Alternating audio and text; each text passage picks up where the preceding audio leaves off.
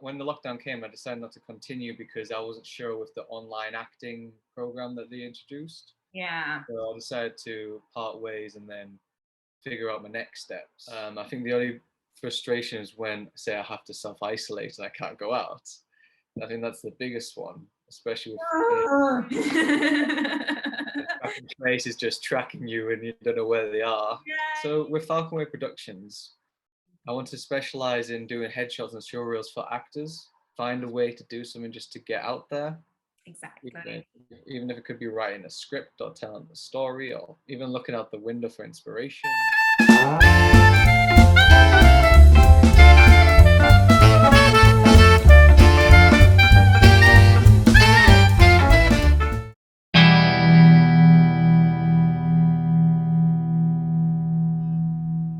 Welcome back to another episode of Creatives in Lockdown. Make sure to like, comment, subscribe, and turn on your post notification bell so you can stay within the creative circle.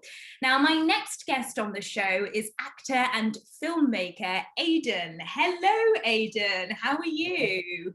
I'm great. How are you? I'm not too bad, thank you. How's your week been so far? Yeah, it's been okay. Just been packing my things because I'm moving place, but just having to isolate, which isn't great either.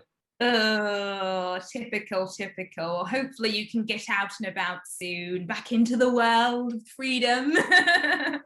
Only 5 more days, that's it.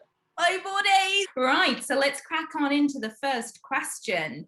So what does the word acting mean to you? How would you summarize it? I feel acting to me is like stepping in another person's shoes, essentially. So you're becoming someone else within the role itself. Yeah. And do you feel you sort of resonate with that? Do you like sort of stepping into someone else's mindset? Have you always enjoyed that buzz? Yeah, I really like that because there's been moments where, say, I was acting on stage and then the character himself just takes over as I perform. So I kind of feel like it's like a kind of like out of body experience where I'm watching myself perform this character as well as the audience watching it as well. Sometimes you feel like, am I actually this person now? Like, it's creepy, especially playing a dark character, or you're just like, oh my gosh.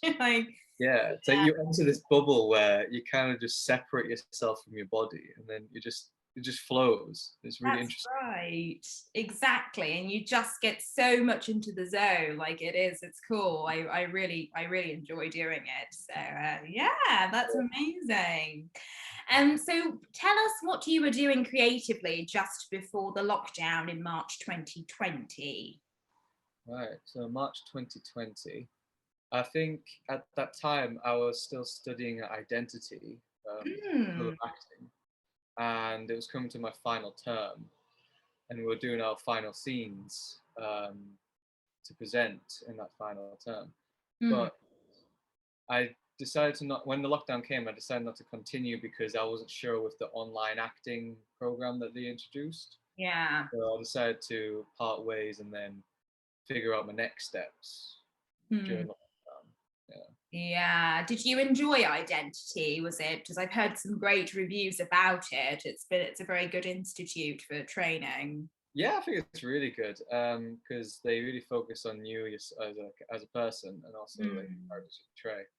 And then you always also meet a bunch of great people, a bunch of creatives and actors who are trying to make it themselves. So you kind of like have this close knit kind of family in a group where that connectivity when it comes to performing just really flourishes. And it must have been quite frustrating for you and your other, friends in the group that obviously it's been cut short all of a sudden and, you have to go into lockdown. It must have been really annoying for you. Yeah, it was very annoying. But sometimes we keep in touch though, and then obviously find our way around and see if we could make some more content or creativity. That's right, exactly. Brilliant. So you have done some auditions for short films, feature films, and theatre in the interim. So how did it sort of feel auditioning under COVID restrictions? I think it was a bit harder because with this whole online element, we're kind of restricted to these like four walls.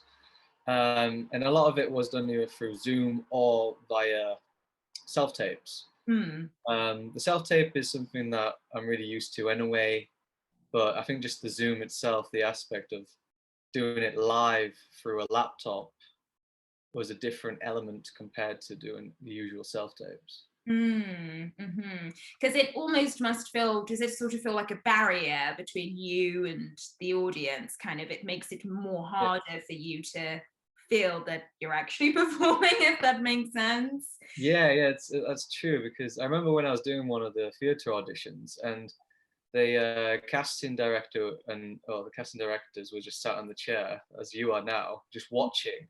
But I'm trying to perform and I'm like looking here. I Yeah, can see in the peripheral that it's like they're watching me. like you're just like, don't look this way. Yeah, they're very close like this, and I'm just like, You're just like, okay. oh, yeah, a It becomes a little awkward, doesn't it? Yeah. little bit, yeah. And did you sort of get used to it over time? How many auditions did you have, just out of interest? I think during the first lockdown, probably 7 or 8.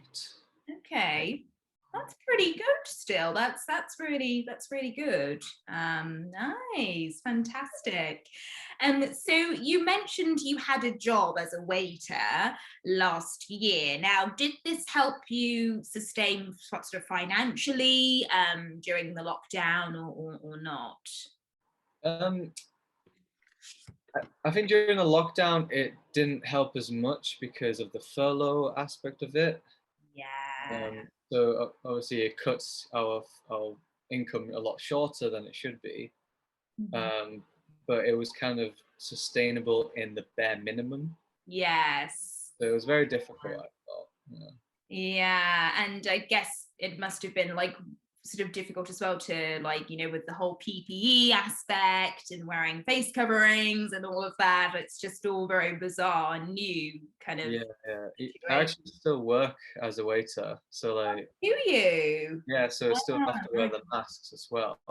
yeah, yeah. Oh gosh, terrible. So congratulations in starting your MA. That's brilliant. You did that in acting last year, so in October, I believe. So tell us a little bit about, how it sort of made you feel as a performer. Has it made you more credible, would you say? Have you learnt more sophisticated skills? Like, could you tell us how it's changed you in your performance? I think when I started the MA, I came in not knowing a lot about Konstantin Stanislavski. Um, so yeah, considered the father of acting. One of our first courses was Actor and the Text, and we focused on Stanislavski and his method and how to approach the text through that. So I Yeah. think learning that gave me a basis to continue and develop. Um, but before doing the MA, I was already trained in Meisner and Adler. So to learn from Konstantin himself, Mm, who kind of influenced the Meisner and Adler techniques, was mm, really refreshing to understand from his point of view and how he approached it. mhm. And then I feel like it's made me more credible because it's an MA in acting as well. So That's it. it's a 1 year formal training. It's constant. You're always working and learning. Yeah. Done a lot of participatory theatres as well in that for one of the other modules. Mm. Actually, recently just finished my final performance as well. That Oh, was last week. wow. How did that go? That was really good. It was really intense. Mm. Um, Pretty much did an intense 2 weeks of rehearsals, Oh, but it no was really way. fascinating because we were trying to incorporate digital live theatre, basically the intermediality of theatre at home and in person. So we kind of had that whole viewer experience Nice. all around. Yeah. Yeah, and I guess have you sort of noticed the change in kind of, would you say it's been, it must be, but would you say it's been harder in terms of, have you felt a change in the level in terms of the complexity of, you know, the techniques you're learning? Have you sort of felt that at all when you're practicing, or how is that? I think it's a bit of a middle ground, because some things might be harder than and some things might be easier. For instance, when I was doing a monologue on stage, I found that I might have had to project more if, say, the microphones, if it was live streamed at the same time as live performance, I had to project a bit louder just so the microphone could pick me up, even though the audience members in person can hear me nicely, you know? It's kind of Yeah. like a different element in its own that I'm trying to master as well. That's it. Yeah. Well, I wish you all the best with that, and all, and you know, good luck with carrying that on board. That's great. Well done to you. So aside from being a performer, you are also the founder of Falcon Way Productions. So what other creative responsibilities do you have whilst, you know, running this particular company? First, congratulations again to you for doing that. Thank you, thank you. So with Falcon Way Productions, I want to specialize in doing headshots and showreels for actors, especially with London. I've noticed a lot of prices for headshots are quite extenuous, and not as affordable when you could actually take a picture with a lot less of gear, if that makes sense.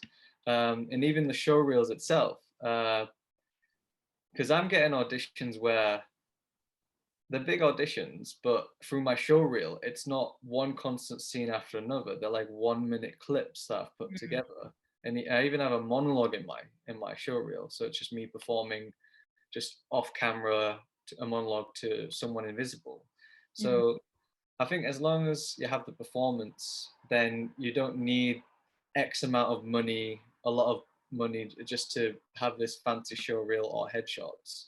That's right, exactly. Because it, as you say, a lot of, particularly now with COVID as well, you know, a lot of actors and creatives in general, you know, it's very expensive to afford these, you know, necessities per se. But no, that's really cool. And have you sort of collaborated with other like-minded people whilst running the company as well? Have you joined with friends or anybody else? Yeah, I keep close contact with one of my good friends, Billy, because we always have ideas and we always bounce ideas back to one another. So we're also planning short films as well.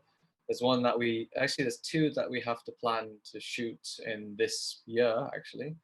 But he helped me with one of my short films last year during lockdown, called Selfless Love.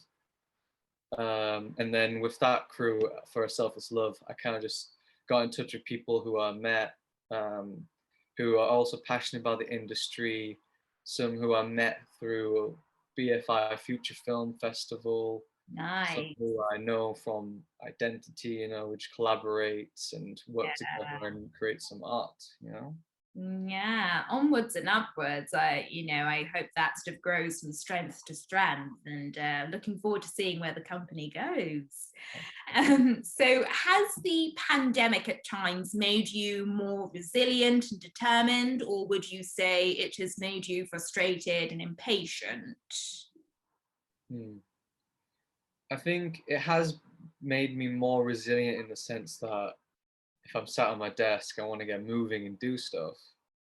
I think the only frustration is when, say, I have to self-isolate and I can't go out. I think that's the biggest one, especially with tracking traces just tracking you and you don't know where they are. Yeah, gosh. Yeah, but I think the main one is just the determination just to get out there more. That's it. Yeah. And just to sort of keep pushing along, because, you know, it's so difficult, especially with not many jobs and opportunities. You know, you've got to have that resilience and that fight to come back stronger, really. So no, Yeah. that's good that you've maintained that, because it really isn't easy.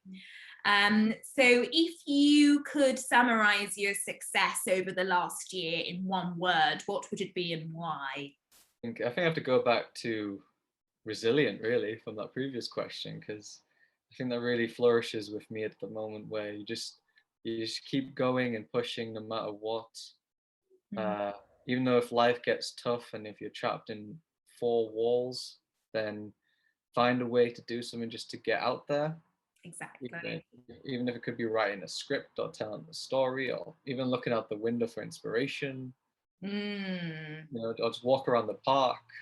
Something might strike in your head just to spark you in a creative space. That's right. Exactly. That's really good. And I'm sure many other creatives like yourselves watching can resonate with that. So I certainly can, and I'm trying to keep doing this YouTube. So that's keeping me going. Yeah, great stuff. So what do you sort of hope to do post the lockdown? Where do you see your acting and your filmmaking going in the future?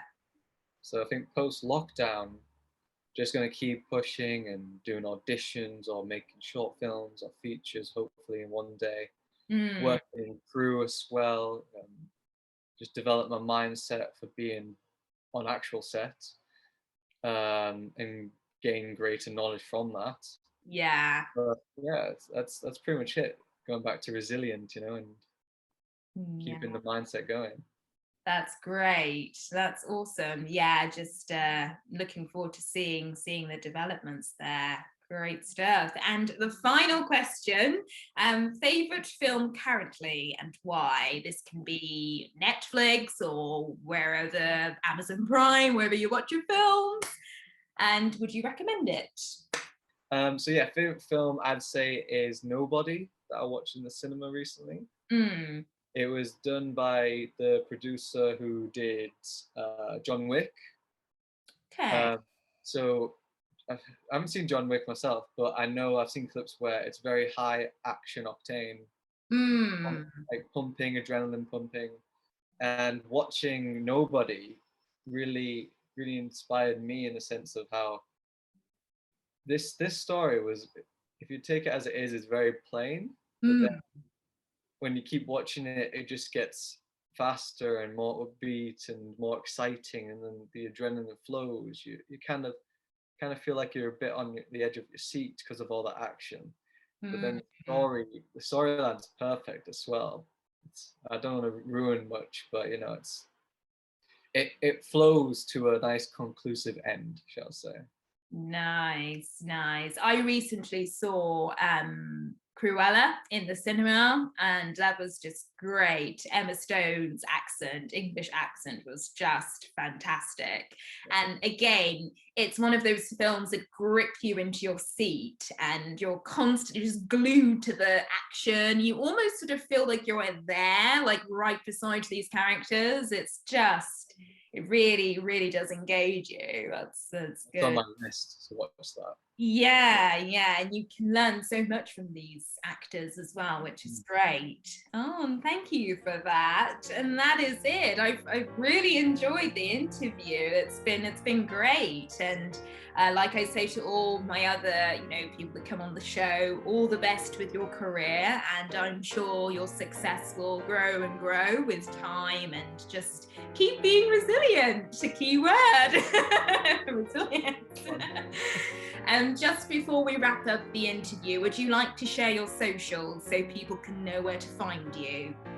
Okay. I guess my main social is my Instagram account, so A_T Harris. That's my main social. There's also Falcon Way Productions. That's on my Instagram at Falcon Way Productions. But yeah, that's where I'm most active, I'd say, for socials. Brilliant. Well, thank you again, Aidan, and hope you can next 5 days speed up so you can get out and do more creative work. I'm hoping that too. Yeah, that's fantastic. Thank you again. And that's it, guys. I hope you've enjoyed the episode. Like always, if you want to see more of these stories being shared, make sure to do the like button, subscribe, and turn on your post notification bell. Until next time, join me where I will be interviewing another creative in lockdown. Take care and stay safe. Bye-bye.